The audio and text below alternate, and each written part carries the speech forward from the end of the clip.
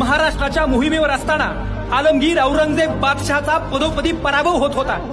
या पराभवानं चिडलेल्या औरंगजेबानं डोक्यावरील सुवर्ण मुकुट अर्थात किमांश दूर फेकून दिला आणि शपथ घेतली, जोपर्यंत मी शंभूराजांना कैद करत नाही तोपर्यंत हा मुकुट घालणार नाही.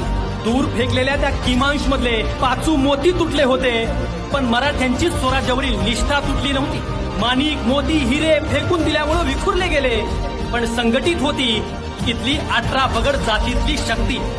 औरंगजेब स्वतंत्र हिरावून घेण्यासाठी लढत होता आणि या मातीतला मर्द मावळा स्वतंत्र जपण्यासाठी लढत होता. अरे सत्तेसाठी त्या औरंग्यानं इमान इकलं होतं. सत्तेसाठी त्या औरंग्यानं इमान इकलं होतं. म्हणून तर दिल्लीचं तख्त आमच्या शंभूराजांपुढे झुकलं होतं. आमचे शंभूराजे म्हणजे आग आहे, शंभूराजे म्हणजे धग आहे, शंभूराजे म्हणजे रग आहे, शंभूराजे म्हणजे सर्वोच्चतेचं परिमाण आहे.